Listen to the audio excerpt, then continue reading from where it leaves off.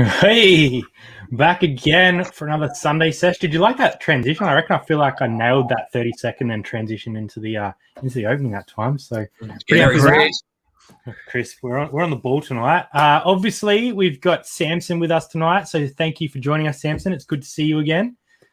good to be here. Excited to be back on this show. Wide World of Reselling. Welcome back to Wide Sunday World of sesh. Reselling. Obviously, we've got Drew back again, which is awesome. We've had him a couple of weeks in a row now, so we're stoked to have Drew back. And our boy, Diver Flipper, obviously Brad, back from checking out some Paw Patrol today. So he's up and about. Samson, do you just want to tell everyone what you told us, that you might end up with a bit of an emergency exit shortly because some sort of cramp problem?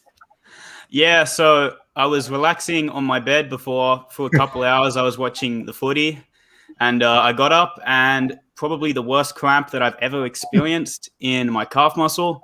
Wasn't fun. I was saying to the boys that I was swearing like Rob. Shout out to Aussie VHS Thrifter, Rob. But yeah, it was like not a fun feeling. So hopefully it doesn't come back during the show. But I know that you're secretly hoping that maybe it does come back, because it would make for some pretty funny content. I'm hoping. I don't want to see him in pain. I don't want to see him in pain, but at the same time, I want to see you let out that many fuck words that it just throws the chat off. No.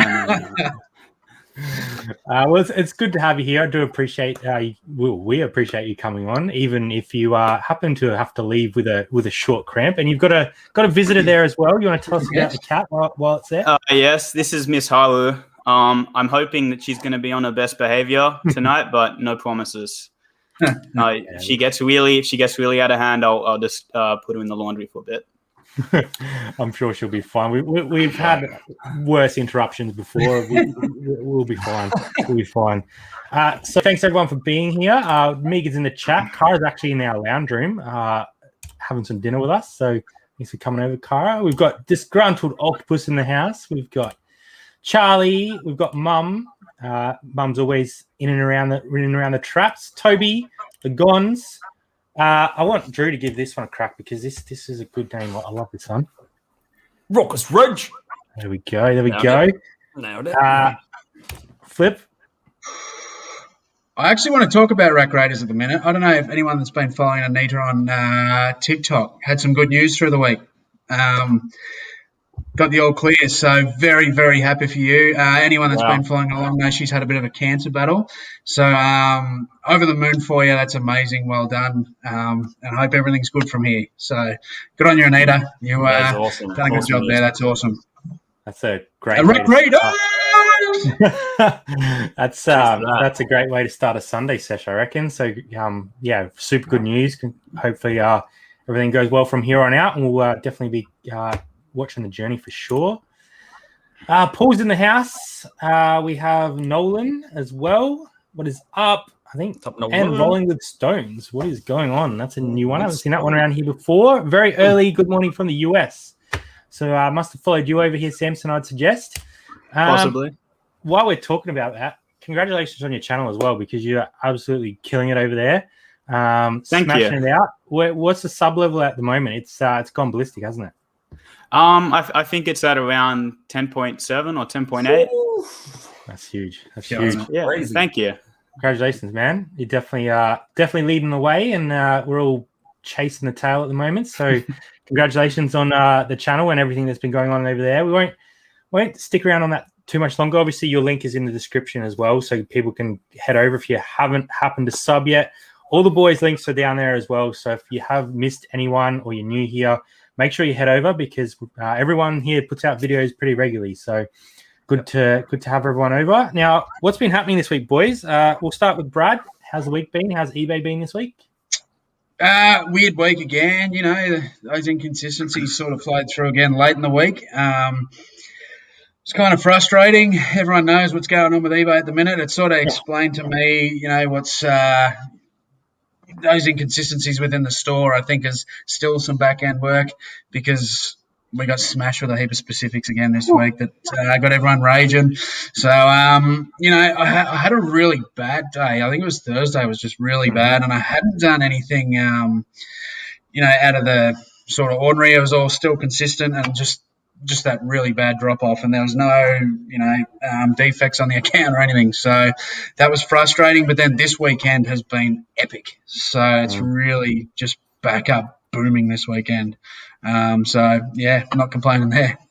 Definitely good to hear the rebounds back. We had the same thing. I think it was Wednesday or Thursday. Sales just like nosedive. So definitely sort of, I reckon it coincided with those changes for the item specifics because they're all popping through at the same time. So interesting to hear what's been happening with you, Samson.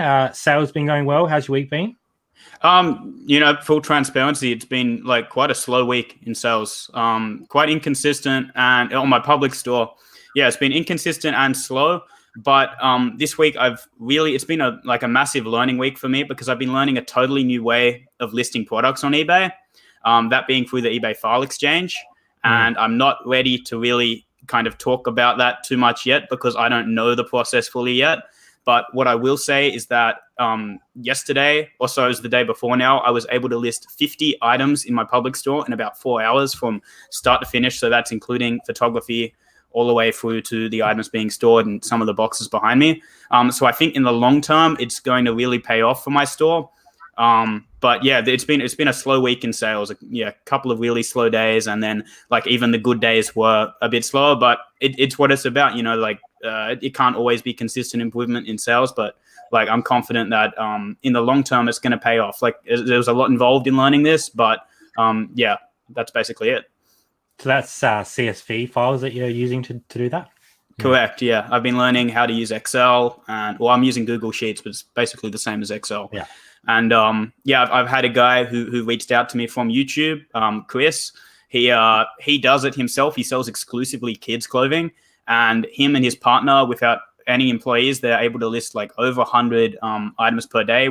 He said it's working very like reasonable hours, and it basically just it really speeds up that process, but it does kind of run counter to the idea of getting all of your item specifics into your listings and having those, perfect listings with the everything filled out in terms of item specifics. So I'm just testing that, and also experimenting with promoted listings. I went back to just having a flat 1% across my entire store, and that's yet to have paid off. But I'm going to give it some more time because I think it needs more time to really kind of test, Yeah, definitely a lot to unpack there. So, promoted, obviously something that gets messed around with quite a bit. And I was talking to Brad the other day about sorting it out on the new tool that's up and around. So it's interesting to hear how everyone does all that sort of stuff. Drew, how's things been for you guys this week? It's been a good week, very similar to you guys. Like the first half of the week, the weekdays was super slow, but the weekend went crazy. Probably our biggest weekend ever, I would say, and the actual numbers, but in terms of volume and stuff, crazy. I know last week I was saying we need to diversify and do more stuff outside of clothing, and we've done a crazy week in books and toys and stuff. We did like $400 in like stuff outside of clothing. So I'm stoked, completely stoked with the way eBay has been this week. But no real changes to listing and stuff, just the same consistency.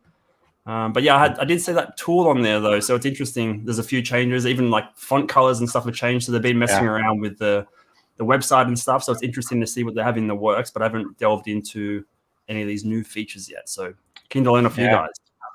Yeah, well, I've sort of heard a few people talking about it, and it doesn't seem like a lot of people are using it. So I actually recorded a video for it for Tuesday. So cool. Just a little bit of a rundown. It's only a 3-minute one, just so everyone knows how to use it and what to put in there, because it is a little bit different in the way it looks, and you have to sort of work out if you're going to set a cap or not. But it's been working for us, and it means that you don't have to sort of stop and redo them all the time, which is amazing. So I definitely think it's going to save people a lot of time if they jump on that new tool. And realistically, our sales, if anything, have improved for it. So I don't know where that sits, if it's like listing or just the time of year, but definitely our sales have been going well. So it's interesting to hear you say, you sort of look into it and that. But yeah, interested to hear how everyone else's week has been. I think in general, everyone's been on the same sort of page with that. Seeing those item specifics come up sort of throws you off a little bit for sure. Yeah. Oh man, we've got our Sandra in the house as well. Good to see you, Sandra. And we have Staying in Your Own Lane. Good to see you, man. Thanks for dropping in. It's good to see you here, man. So guys, I guess we're here to talk a little bit about Alibaba tonight. So we've got the man himself, Samson, to hold us all up, because I'm a rookie when it comes to Alibaba. We've sort of done a little bit here and there, and we've found a product that does quite well for us. But finding those products is tough. And we've got sort of all different levels of experience here. We've got Samson, who probably does, probably the most, I'd say, out of all of us. Brad does a bit as well. And Drew has sort of dipped his toe in a few times, but haven't actually bought anything off there yet. So it's going to be interesting to see how the chat goes. Let us know if anyone in the chat has done theirs as well, if they do any Alibaba. So we'll go to Brad first, so you can tell us a little bit about your experience so far. We'll probably just talk about, I guess, the ease of use or the lack of ease of use, if you want to talk about it that way, for Alibaba and the website itself, before we get into any sort of deeper than that. Yeah, I'm very much a rookie with Alibaba, and I don't obviously talk about it on my channel or anything. I've found probably 3 products that do really well for me, and I'm not talking huge dollars. It's not huge returns, but these items sell nearly every day. So, and it's also items I can personally use as well. So that's the aim that I took to start with. I was buying some different things that I kind of needed. And once I started selling them and they actually started turning into a profit and sort of moving fairly quick, then, I thought, well, we'll go back for more. I've also brought products with not enough research. So, they looked all right just based on, and I know Samson will probably speak about it on his channel. He goes very deep into the Terapeak research and all that sort of stuff. But I didn't go too deep into some research on some products, and some haven't done that well for me. So, that was a lesson learned. You got to actually put the time in and do proper research on some of this stuff, not just wing it. And that's what I did with a few things. And then, as said last week, I've had a product that got a whole store suspended. So, and that's that was an interesting process as well. So, I'm all over the joint with Alibaba. I'm loving it. I like the simplicity of getting the items straight to your door and multiple quantity listings. So, once they're up, you leave them and they tick over. I've found, from my experience, it took a while to sell some of these items initially. Mm-hmm. They were quite slow. So maybe, every sort of week you'd sell one or something. Now that I've got that big number of items sold, I'm selling them every day. So one of the products that I have actually has sold somewhat of 100, 200, 300 times, and now I sell at least one a day. That's not even a lie. It's a daily sale, and it's not big dollars. I'm making about $5 every time I sell it. It's $5 profit, but I don't have to do anything. It's simple to pack. It's always listed. It's just a matter of it's sold, fang it in a satchel and fuck it off. So that's been really good for me. So I'm enjoying it, and I'm sort of keen to learn a lot more and play a lot more with it. But that's my experience this far. Yeah, definitely. And I think you hit the nail on the head there, and it sort of takes a little while for you to get up in the rankings, especially if you're sort of in a competitive market. But once you sort of get those few sales through, you build up that history, and because you're buying it in 40 or 50 at a time, maybe even 100, once it starts ticking through, it definitely sort of keeps you going. Just quickly, we'll say hi to Tori and Chris for dropping in. Good to see you guys. Samson, so you've obviously talked quite a lot on your channel about Alibaba and also using Zik Analytics to sort of dive a bit deeper, I guess, into sort of finding products and stuff like that. So maybe give everyone a little bit of an overview from your end, what that journey has been like and how long it sort of took you to understand, all the inner workings of Alibaba, because obviously when you look at it, it's not always as simple as up front, because you have to sort of buy the pricing, obviously postage, and it's in US dollars as well, which does make it a little bit more complicated. So maybe run us through that a little bit.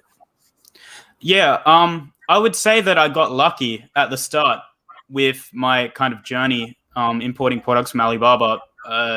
My first ever product was, to date, my most profitable. I found a product that I kind of had some knowledge about, personally, and I've got a few notes to my side, things that I think people should know when they first, go sourcing for a product on Alibaba. And one of them is that you should try and start in a niche that you know something about. And for me, that was gaming.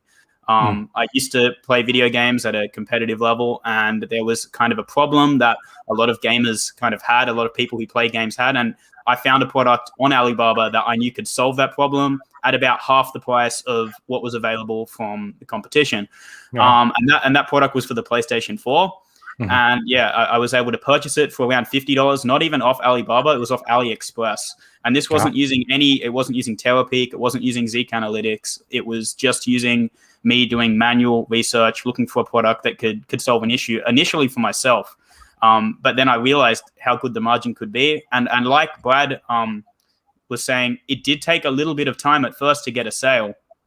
But once that first sale came in, it went from maybe one sale every couple of weeks to one sale a week. And then once there was around 10, maybe, I can't remember the exact number, but it was double digits. Once there was around more than 10 sold, it started becoming something that would sell every day. And at one stage, I was making $50 to $100 profit after fees and shipping off of one product. And I thought, this is great. If I can find 10 of these products, I'm going to be a millionaire. Like I'm set for life. If I can find 10 of these things, it's not that easy. Products go in and out of, if you find a product like that, you're going to get competition. The products come in and out of vogue. In this case, I did get competition, and I was able to kind of beat off the competition just by lowering my price, because it was a big store that competed with me, and they weren't checking, on the product as much as I was. But the thing that really killed this product is when the PlayStation 5 got announced, sales dried up. And thankfully, it was towards the end of one of my largest orders of the product. I was able to sell the rest of them. I had to discount the last few units, but that product is now dead. If I tried to list it now, I don't think I'd ever sell one. It's just kind of how it is. So yes, there's a lot of kind of trials and tribulations with it, but initially I had that success with it. And now I don't even focus on products like that anymore. I focus on products kind of similar to what Brad said, that maybe they have less of a margin. We're talking sometimes between 20 to 40%, depending on how much it costs, which is less than I would buy pretty much any product from a thrift store to resell, generally speaking. But yeah, I'm looking for those products that can sell every day and slowly build my store. That store's still in the gaming niche, which I think, again, is another important thing to try and sell in one niche once you kind of get the hang of it. But yeah, I those home run products are rare, but I was lucky enough to start off with one, and that's kind of how I invested in my business more. Was thankfully I did have a good product right off the bat.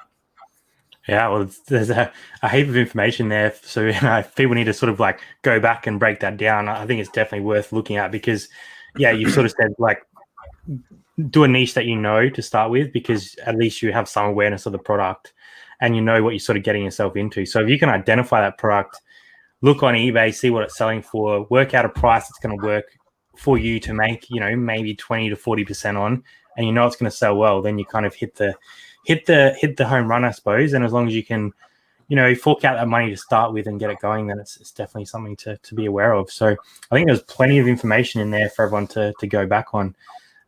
Drew, so you sort of said a couple of years ago you sort of had a little bit of a look at it, but haven't really gone any further. So I guess, is it something in future that you're sort of thinking about doing? And do you think there is some opportunities in areas that that might work out well?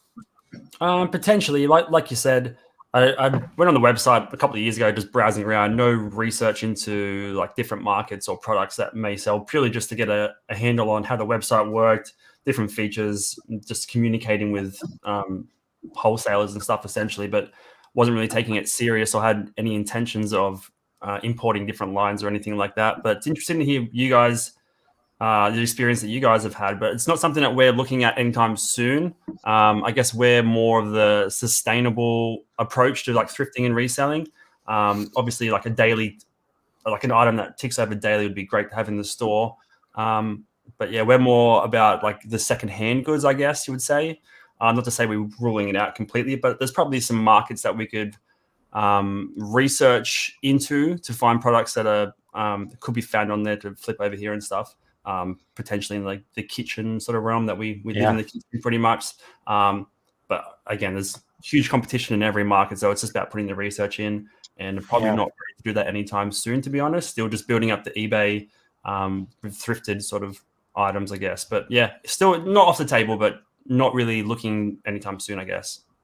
Yeah, and I think there are sort of like products in there that are, are more towards that sort of sustainable look. So it just be about like digging deeper and trying to find those products that are, ethically match up with what you guys want to be doing. So yeah, I think at the time we were looking at like just like it was like a more sustainable thing, like just like hemp backpacks or some sort of hemp bag you could use for different purposes, that sort of thing. But then there's like a lot of communication. Are they really using hemp? Like, are they giving you misleading information? All that sort of stuff. But that's a whole world of like research and stuff to go down. But that was our experience, or my experience with it, really. Yeah. Yeah, no, I think that's a valid point as well, because I think you make a good point there. Is like, you have to make sure that you're getting the product you want and not some second grade product. And I know, Brad, without going into any detail, the second lot of stuff that you got was different to the first lot that you got. So there are those risks as well. It's weird. There are those risks involved with buying from Alibaba, because you can't really, unless you get over there, which is not going to happen now, but you're not really aware of exactly what you're getting until you get it. So they can send you photos and videos, but until you got it in hand, I think there is that small element of risk. So something to consider when you're doing it. I saw Leanne jump in as well. Good to see you, Leanne. Top of the morning. And also Scotty's jumped in. Happy birthday. Was it for today or yesterday? I can't remember what day it was. Scotty today. Happy birthday, Scotty. Scotty. Had a frothy for you, brother. It was my mum's birthday yesterday, so shout out to her as well. Happy birthday, Mum. Yeah. Can I ask what's happened with Rob? So Rob's sort of changed his channel a lot, and he's gone to Square Eyes Rotten Brain. So he's doing a lot of skit shows over there, and he's working a lot of night shifts, so that's why he hasn't been around Wide World of Reselling for a little while. We're hoping to tease him back in with a bit of cheese or something, get him a bit of chips on some pizza, and get him back in the door. But he's been very busy, so we do miss our boy Robbie. But we always have a chat with him outside of World Wide Reselling anyway. So so I guess that's a nice little quick overview of Alibaba. Samson, did you have any sort of things on your list there as well that you wanted to chat about Alibaba any further than what has been touched on before we sort of move on to anything else? I covered most of it. It was really just about picking your first product, because I think that's the biggest hurdle. It could be so scary, and I can see why it is scary. And there is a lot of misinformation, and also I think that buying from Alibaba in general is often mixed up with the idea of drop shipping, like the drop shipping business model, when it doesn't have to have anything to do with drop shipping. And you can have like a perfectly healthy eBay account that's completely in line with eBay's policies and have products from Alibaba. I would say that like what I didn't cover is that that there is more than one way to win on a listing. So it's not just the lowest price.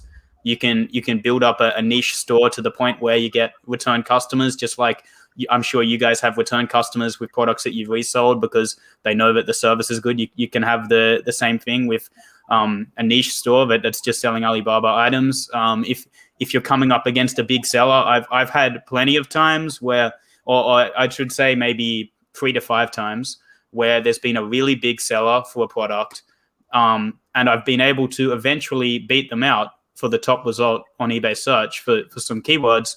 And it's obviously not because of my account status. It's because I've done things such as, list the first few items on a listing for really cheap, basically at cost, and then get that kind of sales velocity, and then use that. And then also promoted listings as well. Every item that I import to this date, I've promoted. It's just kind of the way of it. Like you have to promote a lot of the items that you will be importing, just because of the competition. So there's more than one way to win. You can still have a listing rank even if you don't have a large store. We're talking a store with maybe at least 100 feedback, but less than 1,000. And then overall, I think it's important for your first product to pick a product where the barrier to start selling it is a bit higher, as high as you can.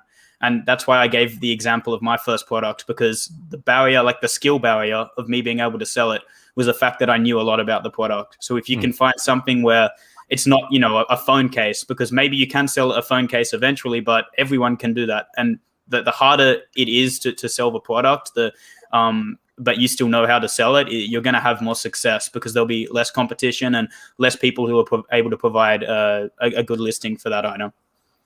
100%. I think that's some really solid advice for anyone that's looking to get into Alibaba and giving it a crack. I think if you can tick off all those sorts of points, then you're going to be in a lot better position than just going in blind, which when we first started jumping on Alibaba, we were blind. So we've tried 3 products now, I think, and one of them is something that we're sitting on and continuing to sell, and the other 2 we've dropped off. So we sold out of them and didn't restock them because A, maybe there wasn't enough money in it, B, the sell-through was too slow for what we were after, and C, they took up more room than we wanted them to. So yeah, there's sort of multiple things you have to consider when you're doing Alibaba, but I think there's definitely value in it if you know what you're doing and you can sort of work around it. I probably wouldn't want to do it as my only point of income because you'd probably have to be selling quite a lot of stuff to make it worthwhile. But as a little bit of an extra, I think like Jutta said, if you're making $5 or $10 off one listing that you photographed once, you put up a listing once,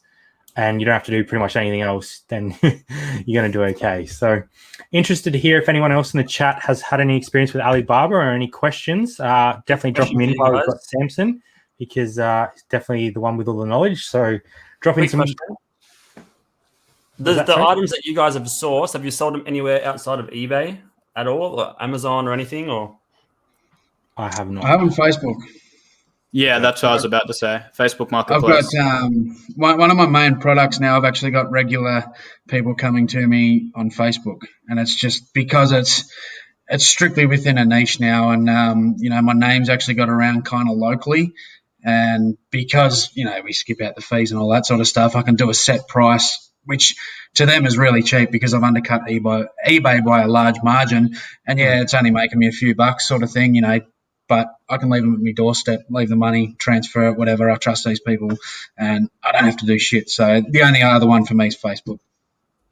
Yeah, no, same situation for me. There's a few products that I also do sell locally on Facebook. Cool, interesting. Samson, great guest. Thanks so much for your time tonight. Yeah, we love having Samson on. It's good to have you back on the channel. First return guest to the Wide World of Reselling, am I right? The first one we've had back. I think so. I think we've had a lot of one-timers, but the very first bloke to come back. So that's it's an honour. I think we couldn't corrupt you the first time, so we thought we'll get you back and we'll try and corrupt you tonight. Usually people say no, so no, we do appreciate your time. So we'll get into sort of the regular programming. If anyone has any questions on Alibaba as we go, we can still pick them up, but we're going to get into sale of the week. I need to find my little pop-up here. I don't even know where it's gone, so that's helpful. Favorite sale of the week, drop your favorite sale of the week in the chat. We love hearing what you guys sell. I've got the boys up ready to go. I'll try and get it in some sort of order, but I'm not sure I'm going to do too well with it, to be honest. I don't even know who's who. I think that one's Jutters, I think. Tell us about this one. This one's a weird one. This one's a book sale. I don't do a lot of books, but I picked these up in a video a couple of months ago. I'm actually going to do a what sold on that video soon, I think.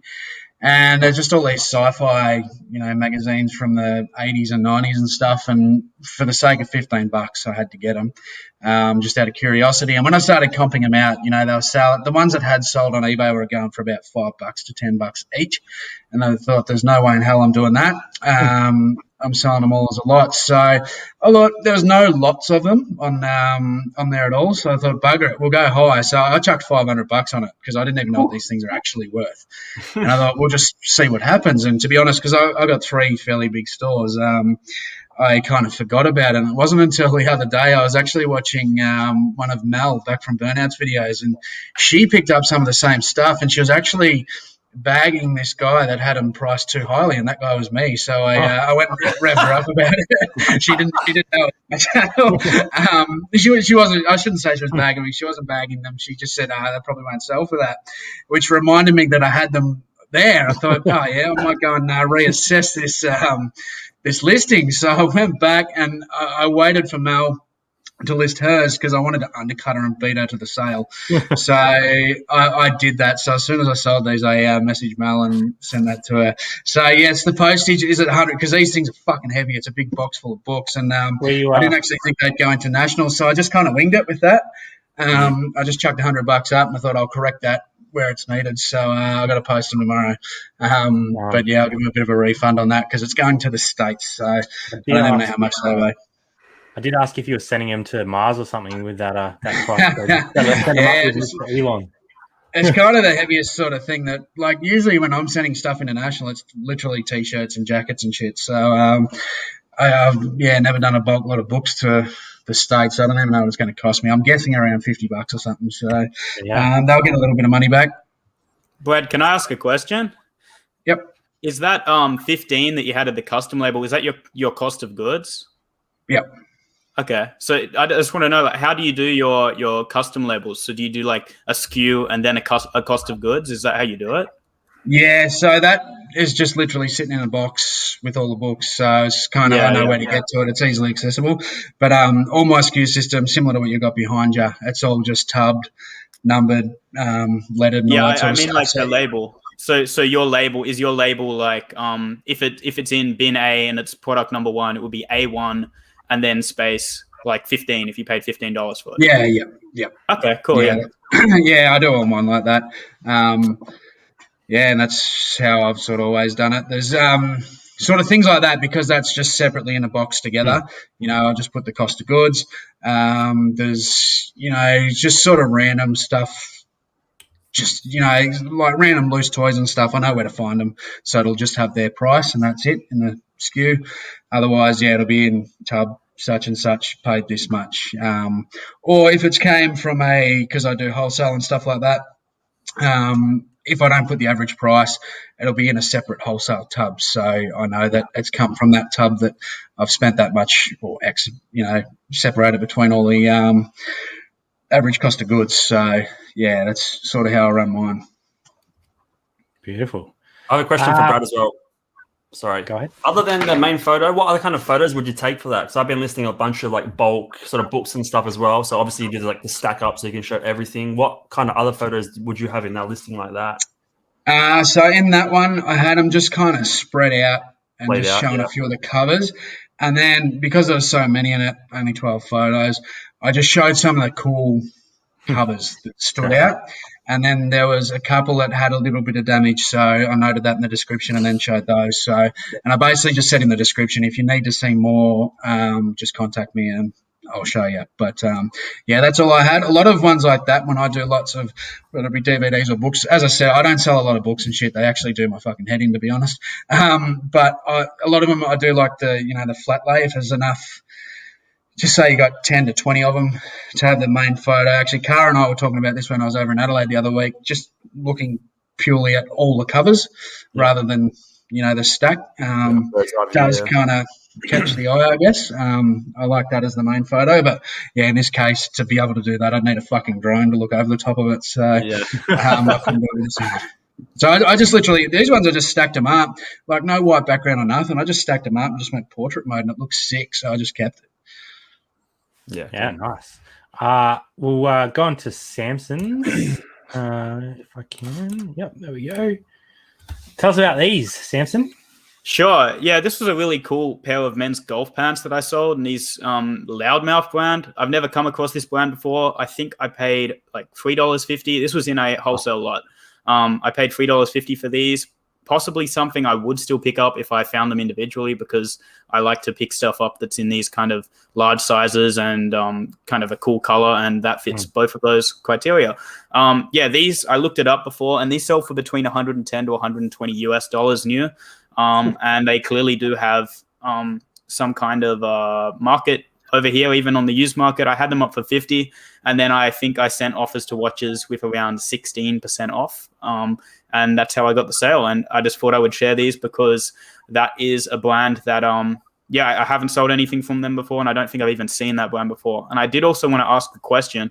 For jeans and for pants like this, if you'll notice, this is my second image on the listing. And the first image is that profile shot. I got that off you, Brad, because I know when you got that RM lot, that first big RM Williams lot, that was the first time that I saw the jeans kind of profile shot being used a lot. I don't know what it's called exactly, but where the jeans are like folded like that. And I thought that looked really good. And I've used that ever since. But I just kind of wanted to ask you guys, like, how do you photograph pants, or what do you choose to put as the first picture of the pants that you sell? And does it differ between jeans and kind of dress pants or golf pants like this? I'd like to know. I guess for us, I can only speak for us. We do the square fold pretty much on anything. We don't pick up a lot of golf pants, but I think if it was something like that, I'd probably do what you've done on the second photo there, because it's like it's something a bit different. But jeans, like if you're showing the color of it, you're showing kind of like the label, then that's probably all you really need to show, unless they're like wide leg or something. But yeah, I feel like the square fold just looks a lot better for what we want. So I don't know if it sells better or doesn't, but it's worked well for us. So I don't know about the rest of the guys, but that's what we use. Yeah, I'm the same now. On the square fold, I tried to be a little bit, a bit of a fancy pants there for a while, and just tried to have the decorative background. So I tried a little strategy where I was doing the grass backgrounds, but it kind of made the color a little bit weird in the jeans, so I stopped doing that, the turf background. Then I started laying them out on some decking, which looked really nice. I think they did look nice, but I just think eBay liked that standard stock white background. So for me, I do the square fold, white background, white it out, and that's just works good for me. When it comes to the chino style and stuff, I've actually stopped sourcing that stuff now, because I personally found they still sell all right, but I found if I was picking up chinos and pants like that, they kind of just sat in my pile for a long time, and I wouldn't list them because I wasn't enjoying it. So I actually sold out any of my death pile in regards to chinos and business pants and stuff. I actually put them up cheap as shit on Instagram, and they got snapped up within about 2 minutes, and posted them off. So I've actually stopped selling that stuff. But when I was doing it, I'd do the flat lay and show them off that way. Yeah. For us, bit of everything. Some stuff goes square fold, some stuff we do V fold. We take photos of both for the majority of them, and then just pick the best one to go as a primary photo, depending on like what's most flattering to the jeans. Sometimes there's nothing on the back pocket or a tag, so it's like, what's the point? In which case we'll do like the sort of V splay out or just hanging up. Depends on the color and the style. Some colors just as much like they just don't portray good in the square, from my experience. And same with chinos. Like, they always got crazy wrinkles, the ones that we get, and B, the colors just never accurate, and they're a slower mover than a blue or black pair of jeans. So yeah, square and V, and then we just sort of pick. And then if they're sitting there for ages, we can always end and sell similar and switch the main photo out as well as a backup sort of option. Yeah. I feel like with jeans, like because they're like a thicker material, they sit a lot better as well.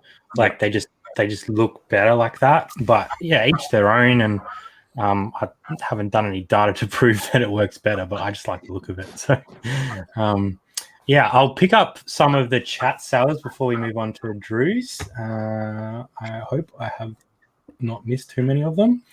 I think we're starting at Chris sold a vintage book, one book, paid $1.70 and sold for $1.70.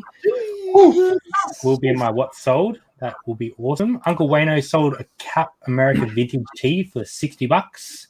Nice. Montaigne jacket, free to me, sold for £65. That's like $130, I think. So sold the 97 Port Power Seacom Guernsey. Otherwise, I sold a Cabbage Patch doll for $25. Everyone's commenting on the $100 postage. 3 complete fruit growing in Australia books sold for $149 in a few days. That's crazy, Mitchell. That's an awesome sale. I don't know if I missed any. I sold a Rough Rider vintage jeans for $70. Full of folds. I picked some of those up this week, and I would like to ask Thrifty Pixie, was that before or after DMX died? Because I'm pretty sure that's his brand. The rapper DMX? Yeah. So I picked some of them up this week. So I wonder if that was before or after he died. Well, I assume it's after. So I was going to list them straight away because I feel like that stuff would have to be at an all-time high right now. Yeah. And they were new with tags. The ones I found new with tags as well. So. That's gold. Chrissy's saying, love loudmouth, Samson. Have had a bright pair of board shorts sitting for quite a while. Unfortunately, not as well known here in Oz. Trappy Game is asking about the square fold. So essentially, you just fold it in half, fold the bottom up so it's in a square, and then just take a photo. That's as simple as I can. You need an origami book, realistically. Yeah. I need like a demonstration. They're not jeans, but right on cue. Like that. That's just roughly a square. Sometimes more oblong. Yeah, oblong. Yeah, definitely. Only sold yesterday. Car didn't know he died. Yeah. We'll get into. I don't even know who he is. We'll get into Drew's what sold. There's a bit of a theme here tonight. A bit of a book theme. Tell us about these ones. Yeah, so I picked up these ones last week. Can't remember what day. I think like maybe Wednesday or Thursday, and they went up Friday afternoon. So it's Guardians of Gahul. I have one here. So if you want to see the front cover, it's just a book about like ours, kids like young fiction, I guess they call it, young fantasy fiction. I had the whole set there, 15 books plus the last one's like a guidebook. So 16 books in total. They were $2 a piece. I paid $30 for all of them. So yeah, roughly $2 a piece.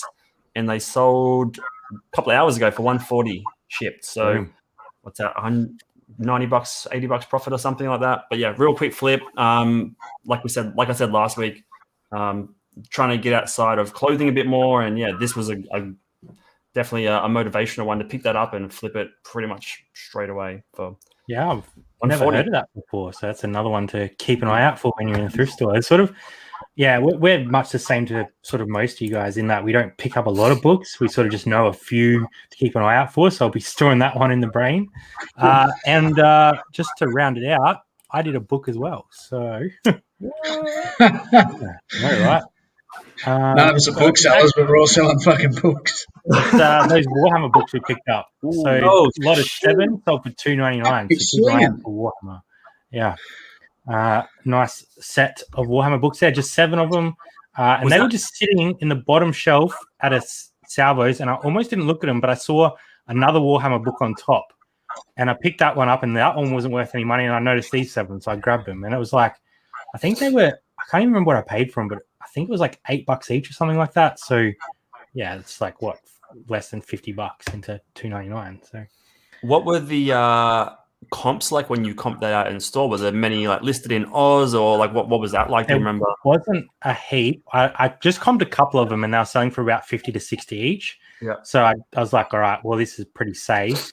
And I was like, I'm just going to lot them up, save myself a bit on postage, and someone's going to get a decent deal. So $2.99, I'll take that any day of the week. Oh yeah. So keep an eye out for Warhammer. Oz buyer? Yeah, I think it was. Yep. Cool. Yeah, so not too much on postage, which is nice. Warhammer can be great. Yeah, there is some absolute rubbish, but there's some good stuff out there too. Oz Riley, $30 super dry regiment jacket for $150 to the USA. Gotta be happy with that. You paid $57 for the lot. There we go. $56 for the lot. I can't even read. $300. So that's a nice little pickup. All right. Now back to normal programming. As per normal, we like to talk a little bit about dog shit. We've missed everyone's head this time, so we better go with the other version just so everyone knows what's going on. Dog shit of the week. We want to hear your dog shit. We want to hear your dog shits of the week. Obviously, Samson can bring dog shit since the last time he's been on, so that's been a little while. We'll start with Flipper and head ourselves around the table and see what dog shit of the week has been like. Yeah, a little dog shit. My own fault. Little whoopsie daisy this week. Nothing major, but basically someone messaged me telling me I sent them the wrong pair of shorts that they ordered. I had a look. So basically I had these 2 pair of shorts listed, thrifted and everything different days, but in the same tub. Very, very similar, just different size. And they sold, one sold Wednesday, one sold Thursday, and I sent the wrong ones. I just seen one. I thought that's them, and they've been sent to me one. So I swore I was never going to do this again. I swore I was never going to do this again, and I've done it. So one of them left positive feedback. They were stoked. One wrote to me, the wrong shorts, blah, blah, blah. What are you going to do about it? They were quite pissed off. And, the good thing was, and this is why I always preach to have a little business card that reminds them to leave feedback. And if not, contact me first. They said, as mentioned on your little card, I'll contact you first. I want the right ones. So they wanted me to send them the right ones, but the other people have already left the positive feedback. So it's going to be I don't want to kind of, open up that can of worms. So I said, look, keep the shorts. Can I give you a full refund? Don't worry about sending them back. That's my mistake. I apologise. Something I always do when I stuff up, or even if I don't stuff up, if there is some sort of issue, I always say to them, if you ever come back to my store, because 9 times out of 10 they won't, remind me of this incident and I'll give you a discount on your next purchase, and it'll be a good discount, blah, blah, blah. If they're a dickhead, I block them anyway, so they're not going to come back to the store. But as I said, 9 times out of 10, they don't come back. So I've just said that to him. They were all sweet. And he just said, yeah, we're all human. Accidents happen. Shit happens. But, I'm only out of pocket $25 or something, so nothing major. But, just another one of those little ones that self-inflicted dog turd.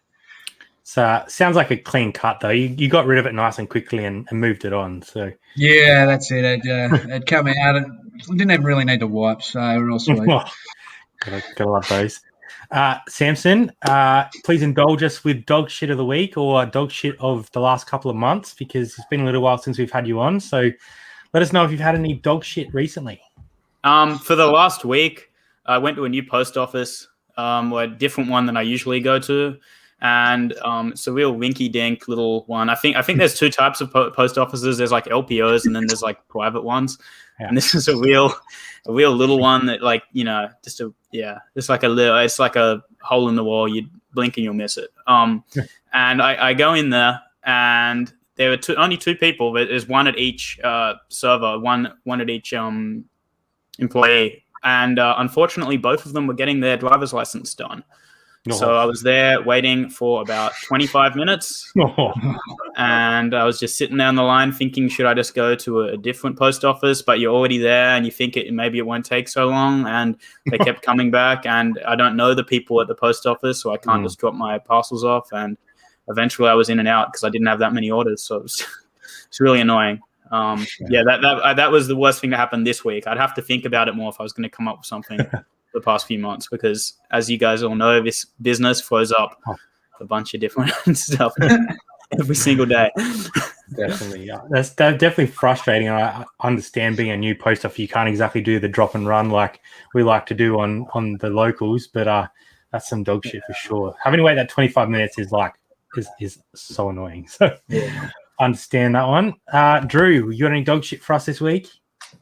No real dog shit. Probably just another more beef with the post office, I guess. Like the local place that's in the same complex that Sarah works. So Sarah usually drops off stuff for me if I'm out and about for the day. And every time you just put it in the box for them, they just scan it and it's marked as delivered straight away. And then instantly the buyer's like, "Yo, it says it's delivered. It's in your post, but it's like in a different state entirely. It's like in my suburb, obviously." And then just the waste of time back and forth with buyers being like, it's going to update. They've screwed it up. They've just done it delivered straight away, as opposed to tracking it normally, I guess. But just minor. I would get that all the time at my old post office. I would all the time, but it would just be randomly. Like one Friday afternoon, I think I had, it was a Monday afternoon because there was so many orders from the weekend, around 20 or 30 orders, and it just all got marked as delivered at my address. And that post office, as a matter of fact, that post office, I've never seen this before. It has hundreds of reviews. I'm not going to say it because I don't want to, give away my location too much, but that post office has a 2.4 star rating on Google reviews. I've never seen something that low. I don't know how they're still in business. Every single time I'm there, it's either slow and they're stroppy and they get something wrong. And even after I'd been going there for years, because it's quite near my parents' house, it's the one I would go to, still treated me like a stranger each time I'm there. And they didn't want anything to do with me speeding up the process. it's just how it is. I don't know. Like they've had the job for so long. It's good. Yeah. That's shocking. I love my local post office. We got two, so I got like equal distance apart. But I go to my main one majority of the time, and they're great. Like I don't even have to speak to them. I just walk out the back and fucking empty the bags because they see me rolling in some days.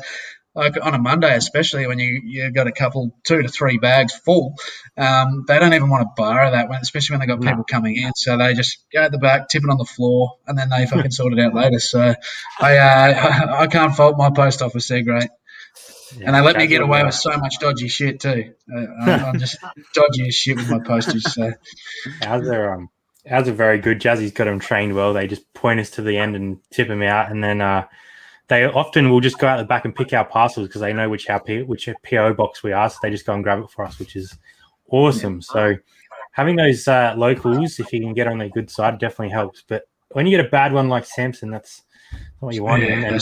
My new local's good. My new local one I regularly go to perfectly fine. They're in and out. They know what I do. They let me just drop the bag off. But yeah, like I've had, it used to be a real nightmare. Yeah. We're getting some internationals commenting on their post here. You guys would lose your minds in an Irish post office. Stick to the same PO and have built up a good relationship. I buy them Christmas presents each year. We are now in first name terms. Yeah, I did the same. And I think that's something that is kind of cool to do for them too, because essentially, well, for me as a full timer, I'm going in there every day. So they're kind of, I don't have workmates. They're your only kind of workmates that are doing a job for you. So you go in there, you socialise with them, stir them up for 5 minutes or something, and get out of there. So I did the same thing actually. Sort of got them all something small last Christmas because they do a lot for you. So I think that's a good thing to do and continue to build that relationship. Maybe Samson, maybe yours was just a little bit salty. Did you get them a Christmas present? No, I never got them a Christmas present. Yeah, look, I think we know why they were a little bit stroppy.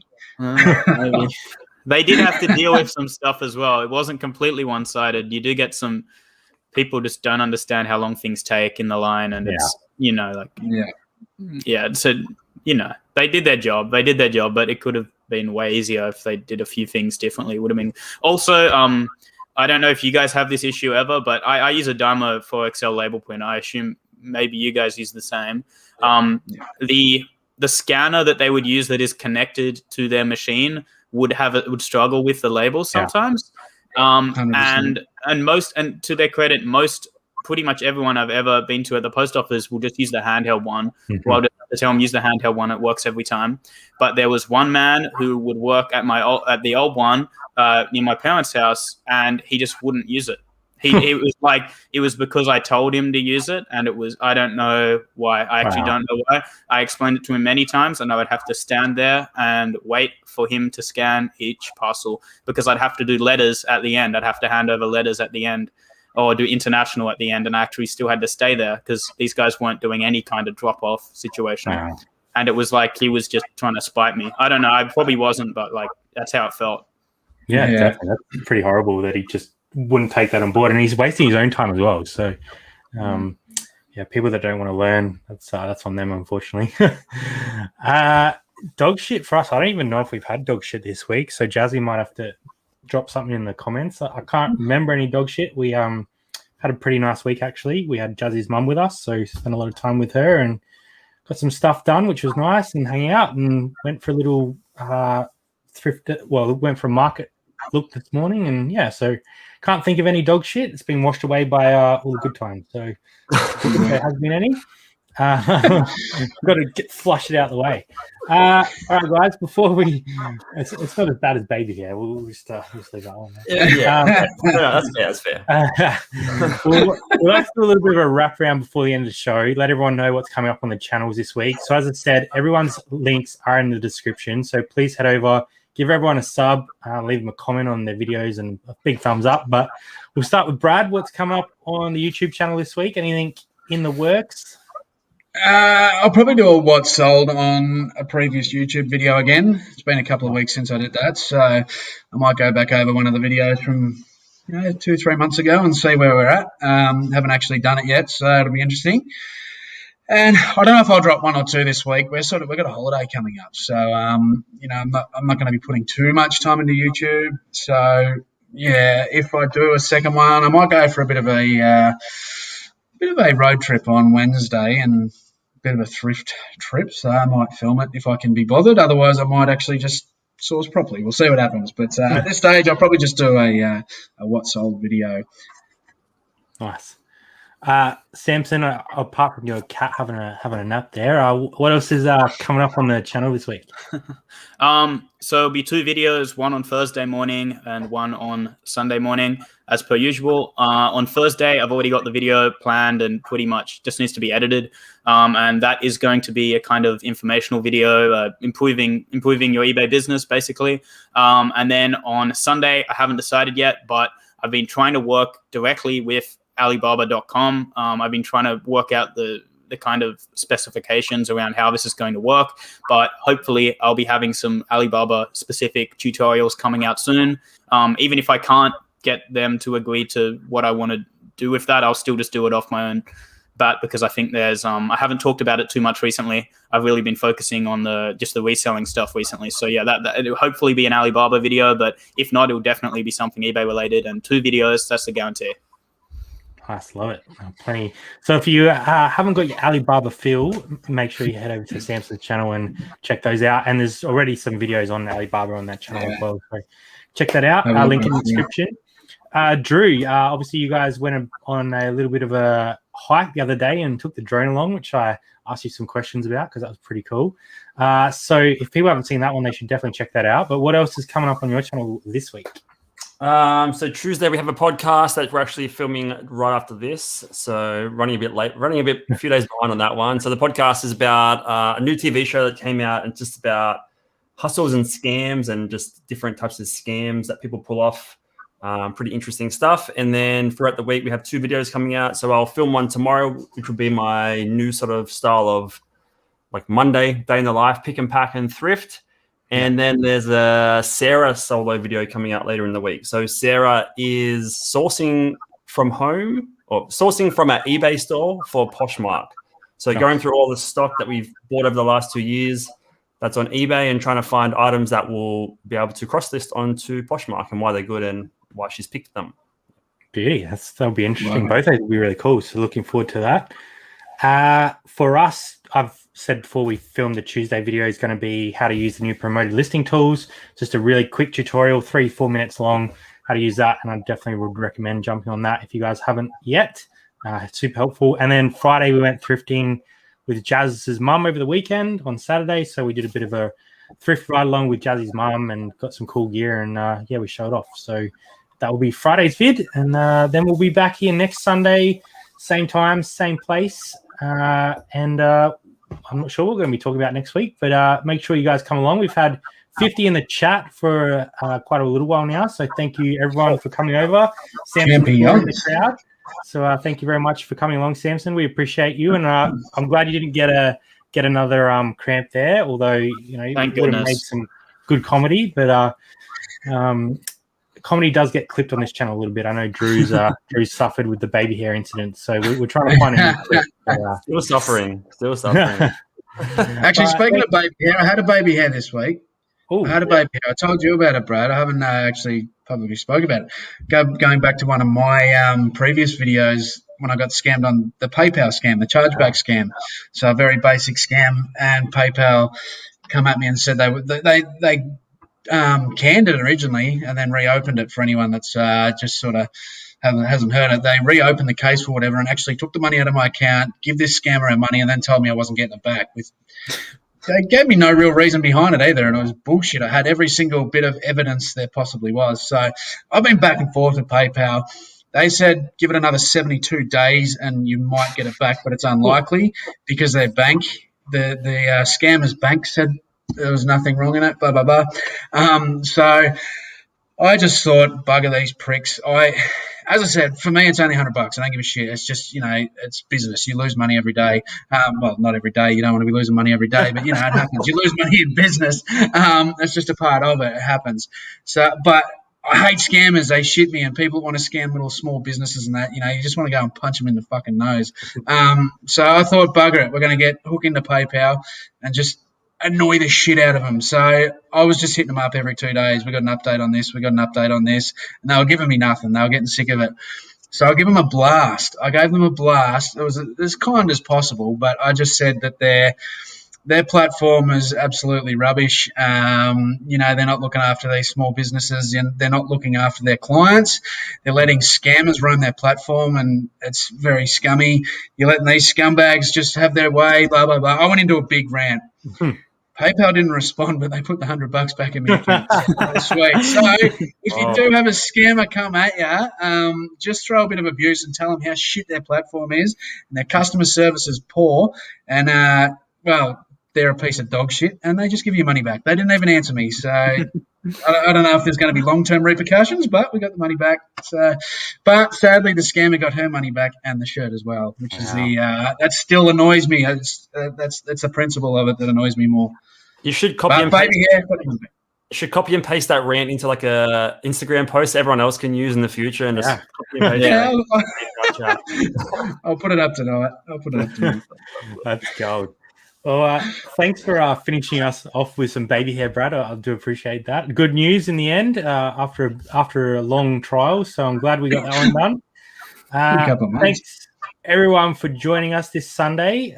We appreciate everyone coming along. We'll see you next week. Same place, same time, same faces. See you then.